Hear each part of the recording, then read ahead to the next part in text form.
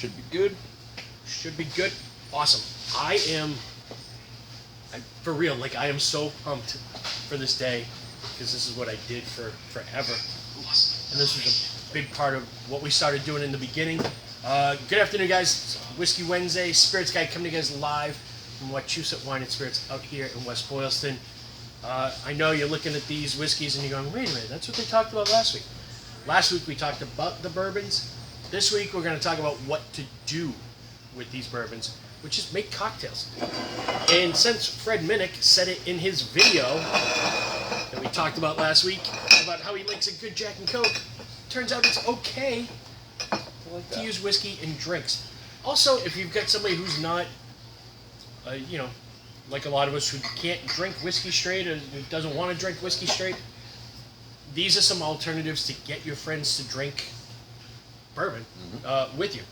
Before we get into the cocktail part, lots of cool stuff going on. Just into the store, my friend Mike Connell finally broke me down. Old Elk is finally here. We have the flagship, which is a high malt bourbon, 5-year.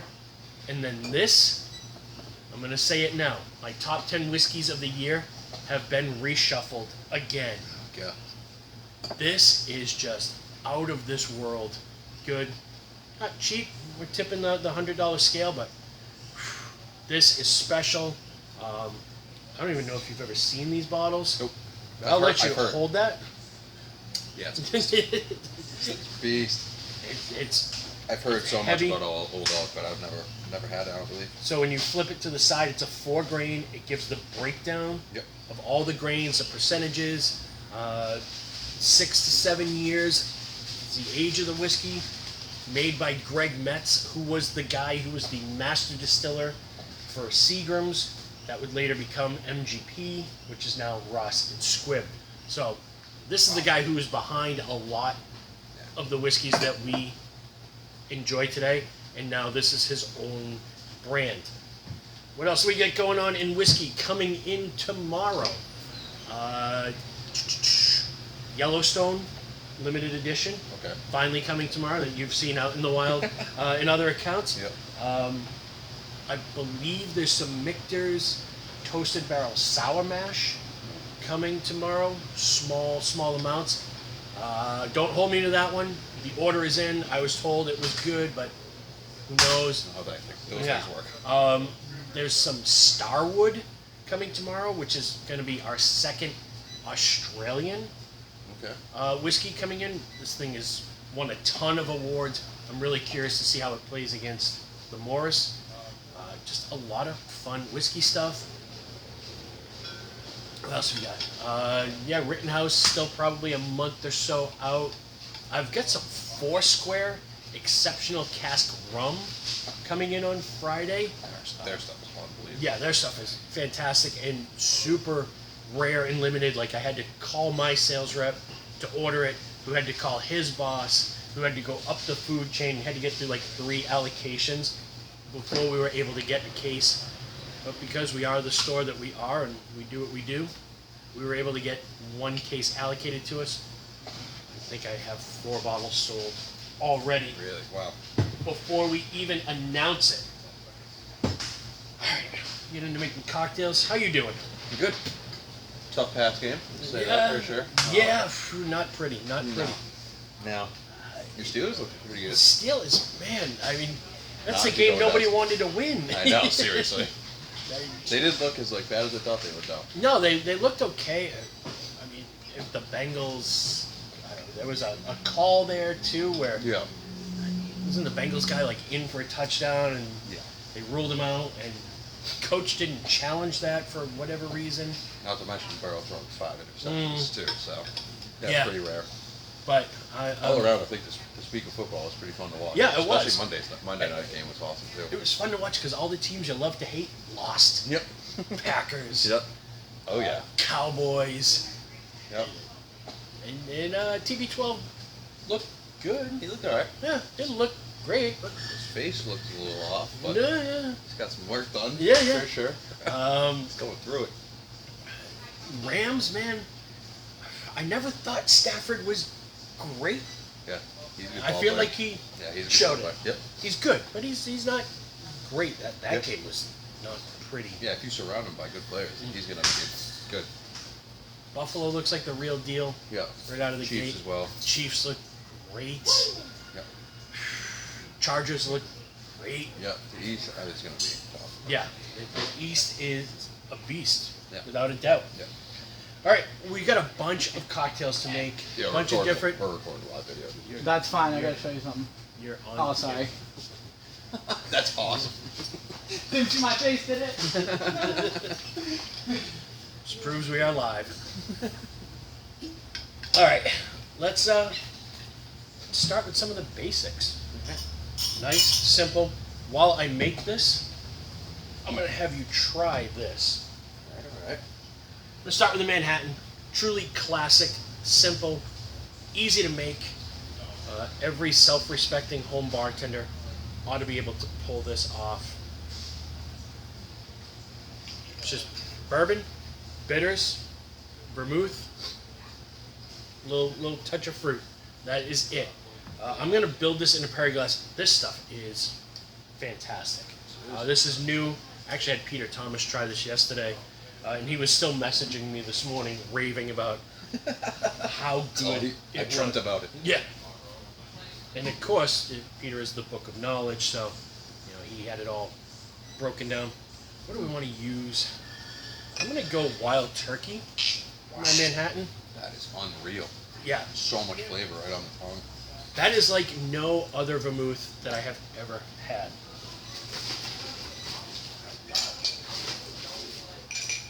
We're gonna make this in a Perry glass, and yeah, we're gonna serve it all in these glasses. I know it should go in a martini glass, but it's pretentious. Yeah. You're gonna spill it,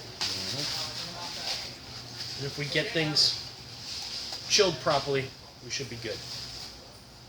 So, Perry glass, just kind of a mixing glass, makes it a little easier to work with. Again, I'm gonna use wild turkey for this because we're using a sweet vermouth. And wild turkey tends to be a spicier bourbon. Simple recipe.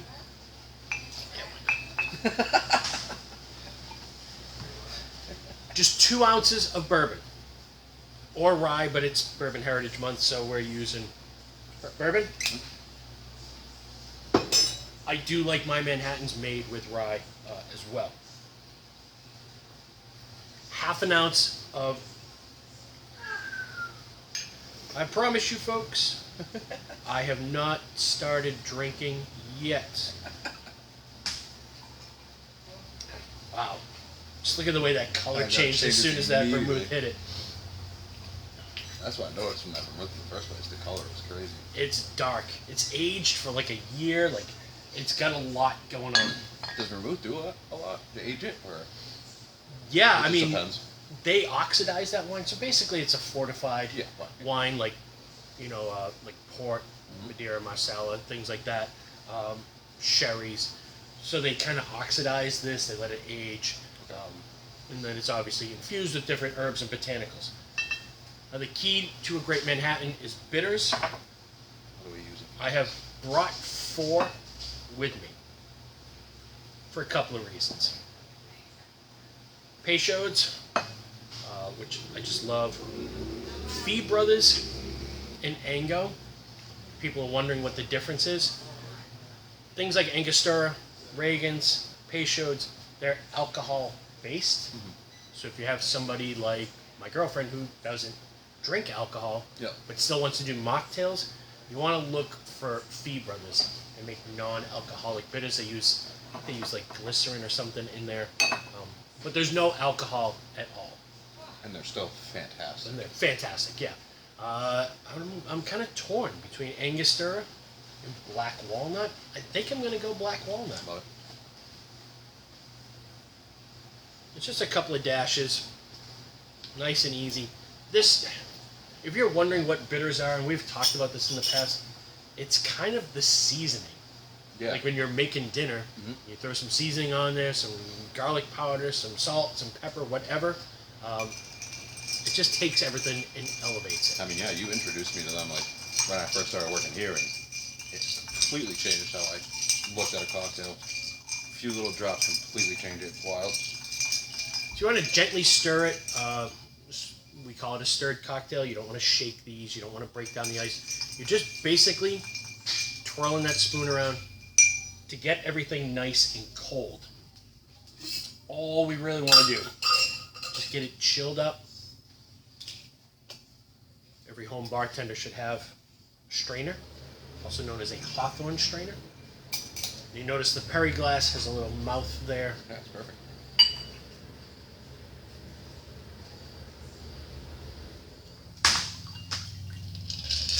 Manhattans, you can serve them straight up like this. You can serve them on the rocks. However you like it done. Traditional garnish. It's going to be a cherry. Boom. You know what? If you want to get adventurous, you can pour a little bit of that cherry juice in there. Yep. Too, to get some more flavor. But these, we actually sell these here. Pretty much everything we're using today, we have available for sale here. These are Woodford cherries, so they're soaked in Woodford. Some people like maraschinos. We have the Bada Bings. Yep. We have a couple of different options for cherries. I know we sell them, but I recommend staying away from those maraschino, bright red, whatever those things are. They're just Not really. yeah. So that's what it looks like. By the way, if you're watching out there, Glenn, I know. Glenn was like, maybe I'll come down and I'll have a drink.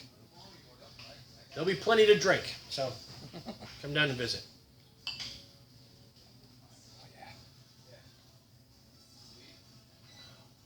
This is just absolute classic.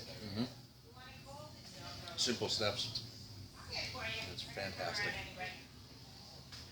I think the black walnut was the move. Especially with that particular vermouth. Yep. Which, again, is the key to a Manhattan, is the vermouth. And we have options. Antica Formula, Punta Mas. Don't skimp on the vermouth. And as always, if you've got a bottle of vermouth that's been in your fridge longer than 2 months, dump it out, throw it in the recycle bin, go down and buy a new bottle of vermouth. Yep. Yeah, that's black walnut, spot on. Yeah. You get that nuttiness in the back. Yeah. Because that vermouth has so many like sherry kind of notes to it with that real nutty and honey. All right. Cocktail number 2. We are going with Old Fashioned. And again, this is one of those ones that every self-respecting home bartender should be able to make. Easy. Old Fashioned cocktail. And this is actually based on what the definition of a cocktail means. It's spirits, sugar, bitters, water. Now, some people will take, I have sugar cubes around here somewhere. You can throw a sugar cube in there, throw a dash of bitters on it, a little bit of water, muddle them up, break them down. I'm not going to do that. Actually, you know what? We're on our own time. Yeah, right? We'll do this both ways. I'm in no rush.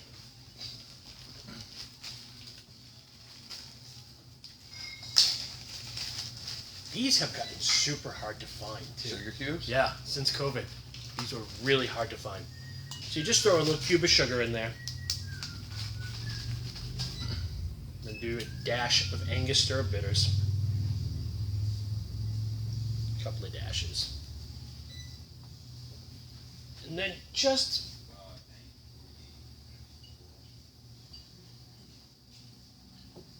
a drop of water. The reason for this is sugar doesn't naturally emulsify. So if you just poured the whiskey in there right now, like the sugar would stay green. Yeah. It just wouldn't dissolve. Now the other way you can do this, and we don't have any of this in stock right now, but this is gum syrup. This is actually the way that we made Old Fashions pre-Prohibition, because sugar wasn't available in commercial form in big blocks. And we'll This get stuff's to a taste it. game changer. Yeah. So with this, you don't need the water, just enough gum syrup to coat the base. I'm going to use the same bitters in this. So with that gum syrup, you're basically doing the sugar and the water in one. You could almost use like simple syrup with this too, but gum syrup is made with gum arabic. It's just viscous, it's big, it just changes the texture. Now, the other thing to me that changes the game with Manhattan, with old fashions, I had to mule these in. And we actually do sell these, not the cubes, but the trays. You can buy acrylic ice trays that make big ice cubes. Yeah, I think I got some off Amazon for less than $10. Yeah, they're super cheap. So we're going to use these, but first we want to kind of stir that up. See how the sugar's all broken down just from the water. Emulsify those bitters in the gum syrup. You can smell it already. Yeah. And this is the easiest drink to make too. You just drop the ice cube in.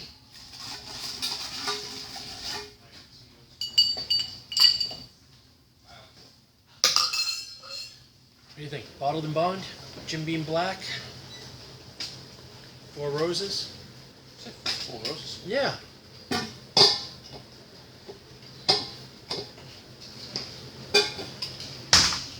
My podcast this week, we're talking about Four Roses. I've been talking all month about distilleries I've actually visited and been to. And this is one of them. You know, Buffalo Trace is like Disneyland, but Four Roses is just beautiful. It's all Spanish mission style architecture. It's beautiful. It looks like something that should be in Southern California or Northern Mexico. And that's it. We're pretty much done with the drink, other than kind of like we did with the Perry glass. Just get in there, stir that up. Basically, you're just getting it cold. This is the easiest drink to make. I don't understand old-fashioned mix that you add to your whiskey. It just doesn't make any sense to me. I'm not even sure what's in there because it's really just whiskey and bitters. Yeah, I don't understand that either, really. It's sort of the final piece of this. Just want to garnish it.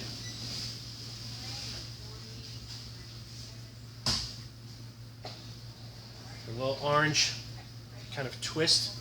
They call it a twist because you twist it, you release the oils.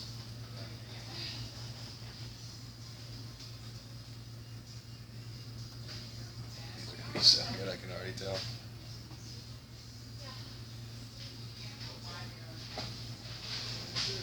Since I dragged you down here, I'll let you taste those out. Again, Glenn, Peter, if you want to stop by, we'll make you some old. There was no dragging, I promise. Yeah.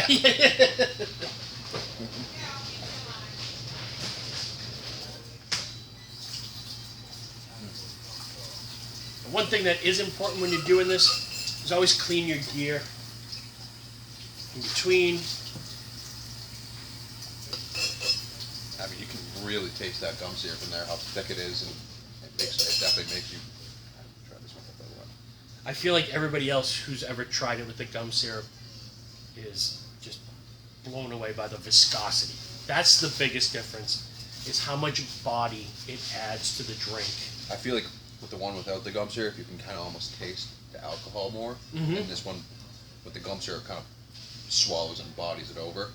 Yeah. Like a little easier, almost easier to drink. They're both amazing. Both are easy to drink to me. But. All right. I'll take the little tasters out of the way there. 'Cause as we start drinking, the more glass that's on the bar. Fill up, yeah. End of the Facebook video, be this big. Just this glass shower of things. All right. We've done Old Fashioned. We've done Manhattan. All right. I'm going to do this, I had to make sure I was still qualified to do this earlier. We are doing whiskey sour. I feel like we're gonna go I love that glass. Evan Williams Bottled and Bond. So yeah, this is, I mean, it's branded Aviation because it's what's called a Collins glass, Oh, okay, yeah. but it's specifically designed for this type of cocktail. So this is a shaken cocktail, and it's shaken because we're using citrus. So I'm going to use a little bit of lemon juice. And again, if you're doing this, if you're impressing your friends, you're having friends over, squeeze the lemon juice. I was doing this morning. It took me 10 minutes to squeeze a few ounces of lemon juice. It's just better than that stuff you buy in the bottle. And you don't really get lemon juice. You can use sour mix, but there's chemicals and weird sugars. Yeah, totally. And like I said before, I got a squeezer Yep. for less than $10 as well. Yeah, on Amazon. they're really So easy. to find. Even the gum syrup, which I usually buy on Amazon, you can get this for like $10 a bottle, and you use so little of it, Yeah, it'll last you for a get the while. miles out of it. So simple syrup, which again, so easy to make your own. You use a cup of water, half a cup of sugar, turn it on, bring it almost to a boil, don't let it turn brown, cool it, it'll last for a month in your fridge. Again, we sell the pre-made simple syrup, but it's so easy to make your own, it's just not. And with this, you know what you're getting. Yeah, it's fresh. It's just sugar and water. So I've got simple syrup that I homemade, lemon juice that I made,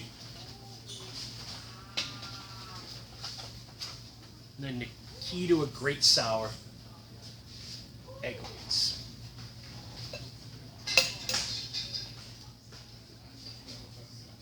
This is the way we made sours before such a thing as sour mix. You just transfer the yolk back and forth, separate the egg. First time you made a drink like this for me, I was like, what am I doing? Yeah, it's and I get it. It's a little weird, but this is how we did it before. Yeah. And if you're weirded out by this, and I get it, in the grocery store you can sometimes find where the egg beaters are. Yeah. Just cartons of egg whites, and those are pasteurized, so they are perfectly safe. I've got my citrus, I've got my sugar, and I've got my egg whites. What I want to do, if you guys could see inside, you'd see the egg whites look clear. We're going to do what's called a dry shake. And what we're doing is we're incorporating the egg white and the citrus. You need to break down the acid of the citrus. Actually, here the cans pop because the oxygen is getting in there.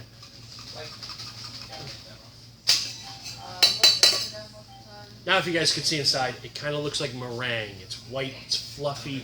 We've aerated, we've incorporated everything. At this point,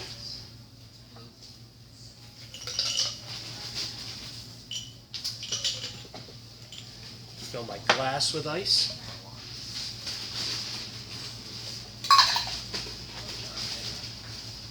Again, we're dealing with egg whites, we're dealing with citrus. We want this super, super cold. Keeps it nice and refreshing.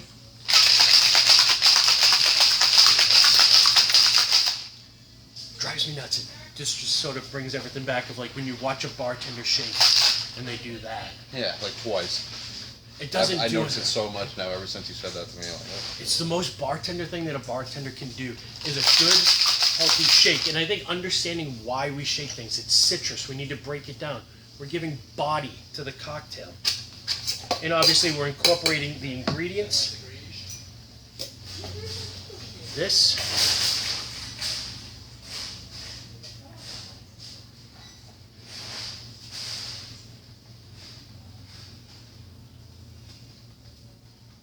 Fell a little short. But as that settles in a second, you're going to see a head develop on that. What did you use for this? Evan Williams? Did we actually put bourbon in there? Nope. Yeah. Good thing you're here watching. That's why we fell short. I was like, because I was a little confused. You did everything except for that. Yeah, I did everything but the bourbon. It's because I was talking, rambling. Hey, Oh, like you said, boy. we're on our time. Yeah.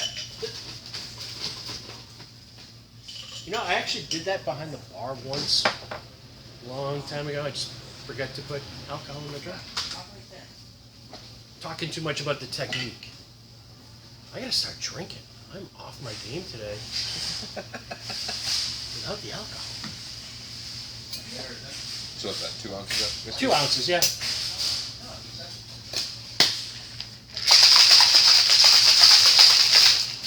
Thankfully, easy fix.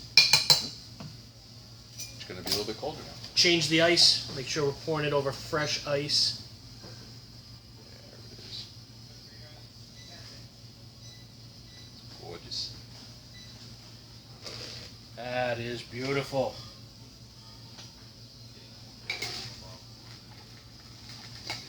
Pour a little for myself. Dump this clean. Give it a taste.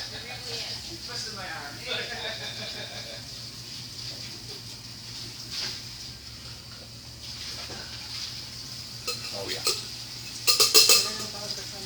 And you can literally taste how fresh that lemon is. If you were using like the little lemon things you squeeze out. Yeah.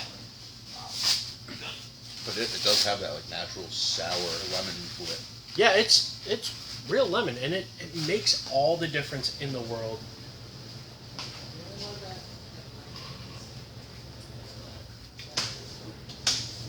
I think that's the right bourbon for it too. Mm-hmm. The 100 proof kind of gives it a little bit more body. Yep. Ton of flavor in that, so it tastes like bourbon. Yeah. Honestly, I tested it earlier with the 4 Roses, and Didn't have as the much. lemon kind of overpowered it. But that is right there. It literally tastes like bourbon sour.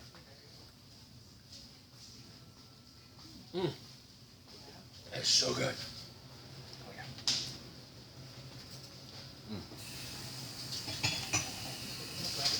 It's one of those ones that's kind of dangerous. You just want to keep drinking it.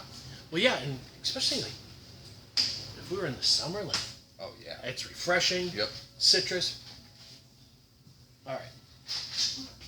I get 2 more that I'm gonna torture you guys with. Love it. You're like tortured, man. The next one, this is kind of one of my favorites. And again, I'm gonna go with the big cube here as my prep. And this is a drink called the Boulevardier, which a lot of people think is a twist on a Negroni. But historically, the Boulevardier appeared in print 20 years before Negroni appeared in print. Now, I don't know if they were making which one first, but as far as historical records, it's basically 20 years older. Yeah. It predates the Negroni.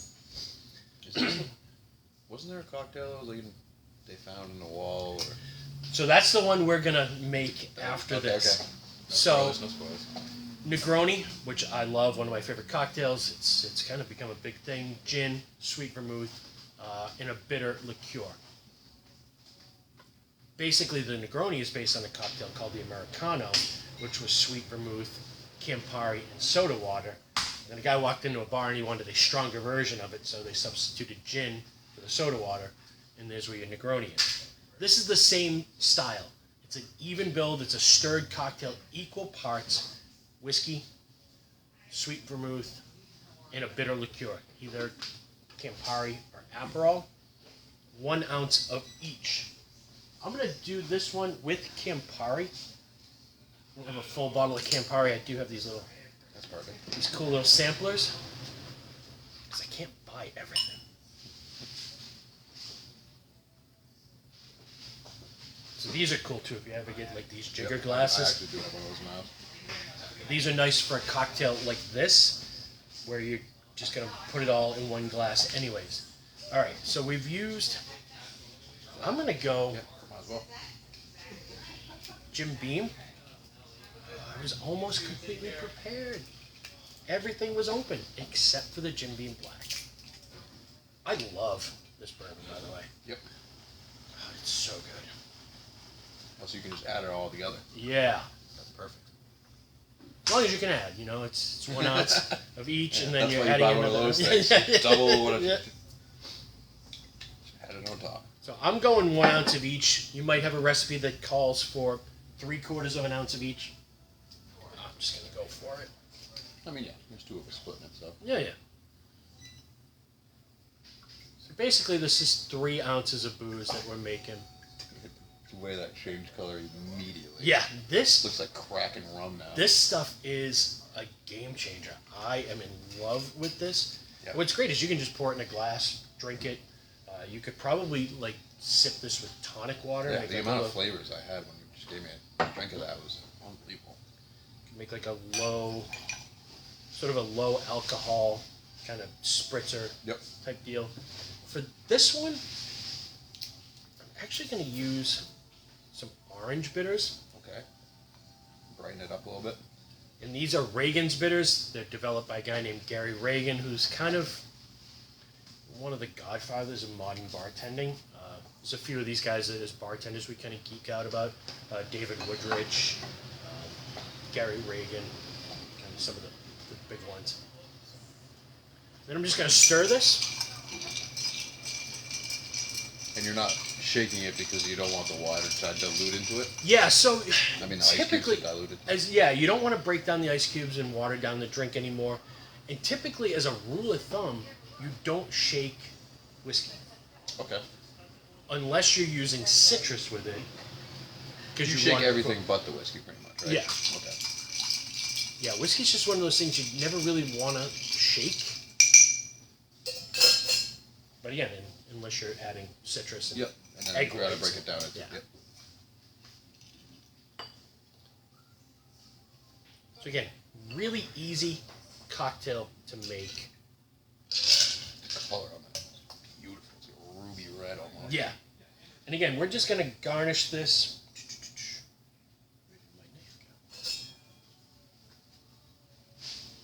The little orange twist will complement those orange bitters.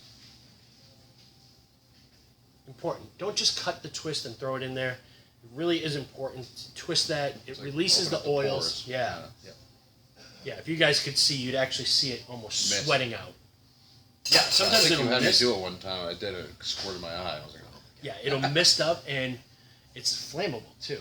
Oh, really? So if you do it right, you can kind of twist it and light like a match underneath it, and it will sparkle on its way down. Little bartender Yeah. trick. All right, give it a taste. Smells so good. Step it around you. Grab. Yeah. Oh my gosh. You can taste that. The vermouth? Oh my gosh. It really between that, the orange, everything blends perfectly together. And again, easy cocktails. If you're a bourbon drinker, it's okay to drink cocktails. You can order these out in restaurants. Any self-respecting bartender should know how to Nice. make these. Where you go, par and par with the cigar. Yeah. Yeah, Like agreed. right when I tasted that, I was like, have a little cigar on that. And what's fun with cocktails like that to me is I've got that vermouth. But if you're, like a vermouth nut, like our friend Peter, Yeah. he's got 4 or 5 or 12 different Yeah. vermouths at home. So he can make different variations by changing the bourbon from a Jim Beam Black to an Evan Williams to a Wild Turkey. Yep. You've got a completely different Yeah, those are cocktail. 3 different drinks right there. Yeah. If you've got Campari at home and Aperol or a Luxardo bitter, you can change the drink just by changing the bitter components. So there's a lot of different variations you can do with it. Like you said, it's perfect with a cigar. And if you've got somebody, again, who, if you're new to bourbon, if you're, you're dating somebody and they want to start drinking bourbon with you, and they can't go straight into 120 proof, barrel proof bourbon, and you want a way to kind of get them in, This is going to give you some bourbon flavor, but with some other sort of elements of sweetness. So, yeah, we'll finish with this one. We got any good comments there? We had Peter Thomas immediately say, "I'm ready." All right, so this, again, talking about places that I have been in Louisville. There's a place in Louisville called the Seelbach Hotel. Business was a little bit down. There was a bartender there who was trying to generate interest in the bar, and he claimed to have kind of found this old recipe book inside the wall that had this old recipe for a Seelbach cocktail, kind of their signature drink. And I've been there. It's a bar where, first of all, it's gorgeous. It's something out of a movie. You walk in and everything is ornate, it's historic. You walk through like the lobby, the bar is kind of in the back corner, and it's a bar where you like walk in and there's like, the floor is there, but then you have to take like 4 steps down to like a lower level, and then the bar is like sunken in the room. Like when you walk in, you're looking down at the bar. It's really, really cool. And every bar in Louisville, especially these bars, are just, you look at the bourbons and you're like, Jesus, I can't even order that for the store here, and you've got 6 open bottles of Pappy on the bar with, you know, single barrel restaurant picks on the bar. That's wild. It's crazy. Yeah, so I went in, and you know, I was there with other bartenders, and like, oh, we have to go to the Seelbach.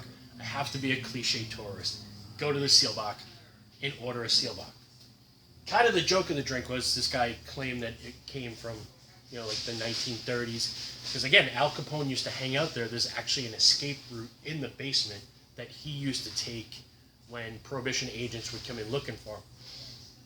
It turns out like 10 years later, after the drink became popular, the guy came out and basically said, it's all kind of BS, I made the whole story up.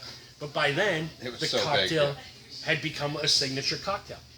Again, really, really easy to make.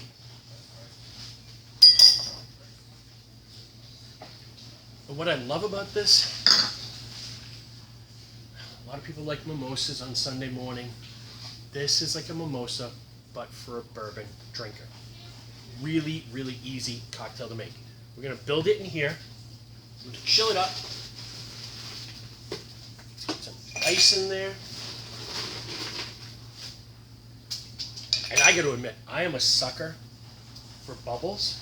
I just love champagne, Prosecco, 100%. Cava. It's so refreshing.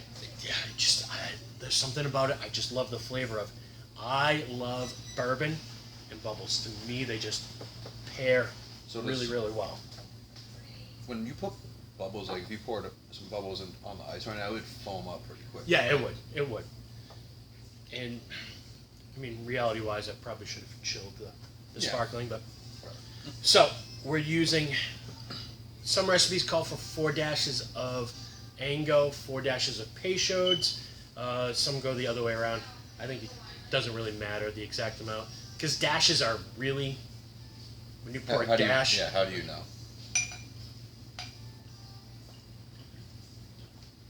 I think the guy was just sort of having fun with You're just picking numbers out of a hat. kind of like Shakespeare writing language that's so hard to say just because you wanted to mess with the actors.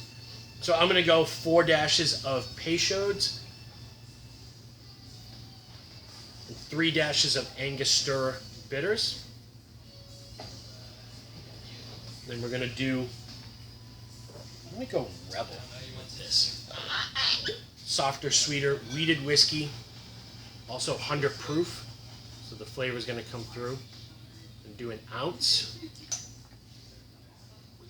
Bourbon. And some of the recipes call for an ounce of, half an ounce of triple sec. I've seen, you know, Grand Marnier, Cointreau. I'm going to use a half an ounce of orange curacao. And again, this stirred cocktail. We're not shaking our whiskey. We're basically stirring it so that we get it cold.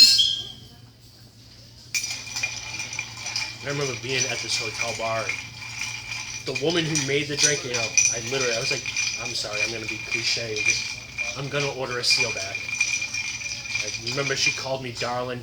She looked like she could have been old enough to have waited on Al Capone. Like they built the hotel around her at some point, and she was just as sweet as pie, nice as could be. It was just totally a dog. I'm going to split this into two. But basically what you do is you pour it into a champagne glass or a wine glass or however you want to do it.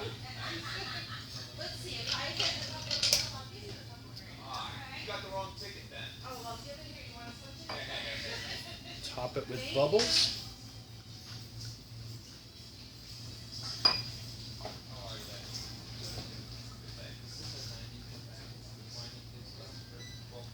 And Sunday brunch just got a little bit better.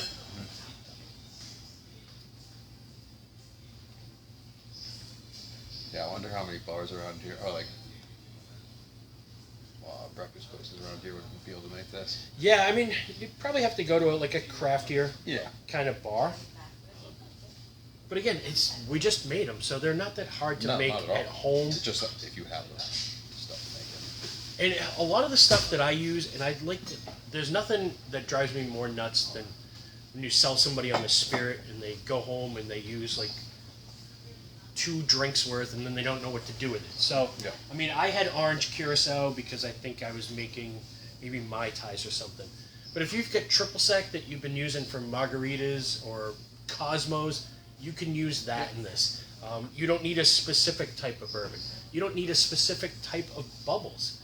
You know, maybe you guys are, as a couple, you're doing Sunday brunch, you're having some friends over. Maybe some of you want mimosas. Hello, Michael. Good to hear from you. Thanks for watching. Peter Thomas, always there. I just love bourbon and bubbles. And it's such a random, you would never expect to put the two together at all. And guys, if somehow you feel emasculated drinking out of a champagne glass, grow up. Put it in an old-fashioned glass or whatever. It's still delicious. All right. Cheers, brother. Cheers, man. This has been fun. Yes, sir. Oh my gosh. Boozy, fruity, bubbly. I love that for Sunday morning. I mean, I'm taking that over vodka and orange juice all day. Yep. Better than mimosas. A little bit more refreshing than Bloody Marys. No, I'm not going to ever get rid of my Bloodies. But just a fun alternative to Sunday mornings. That's it. There's a few things that you can do with bourbon that are really, really easy with ingredients that you can sort of have multi-use. You know what? We're going to finish with one more. I lied. Because it's the other thing. Every time we do these videos, there's just stuff everywhere. There's always one more. But I wanted to do this one for you. Oh, let's go. I already know it's coming. So this is a fun one, and one, I know that you like this, and two, I was kind of inspired by the whole Fred Minnick thing of how much he loves Jack and Coke. So this is a recipe that we came across a while ago. It's a cocktail called the Tallulah. And it's based on sort of a southern tradition where apparently they mix salted nuts in their Coke. And it was made with Jack. We're going to do it with 4 roses. Nice, simple. I'm going to do an ounce of bourbon. I'm pumped you brought this out. Let's go. This is also a fun one. Especially if you're just hanging out watching the football game. With friends and stuff, and they see you making this, like, what are you doing, dude? It's like, you just wait till you try it. And a lot of this stuff we've talked about, we've done episodes before on bitters and on Orgeat. Fee Brothers, again, they use good quality ingredients. I know it's a big bulk brand, but it's still really, really good stuff. You can make your own Orgeat. It's not easy, but it can be done. I'm just taking the cheap, lazy way out. I'm going to use a half an ounce of Orgeat in here.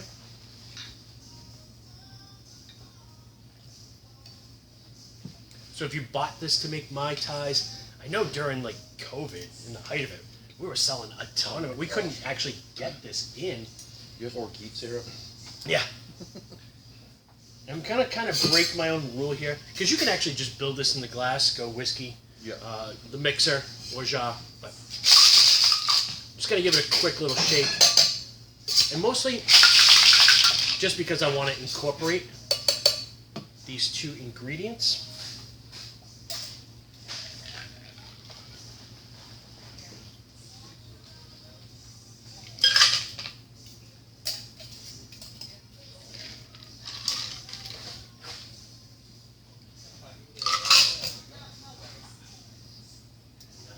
You're here somewhere, right in front of us.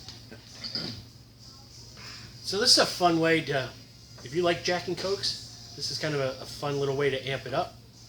Top it with some cola. It looks pretty cool in the glass as well. Yeah, it does. And then sort of the garnish. Salted peanuts. I tell you, this is great. It is. The salt combined with all of it makes it so Yeah, good. the salt really kind of takes the edge off of some of the sweetness of that Orgeat.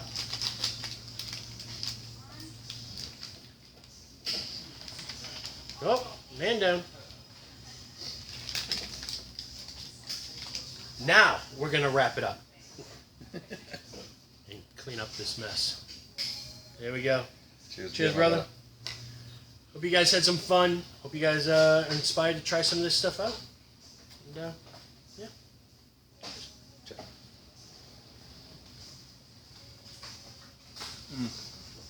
That was so good. Spot on. And you get your bar snacks right there in the glass as well. Perfect.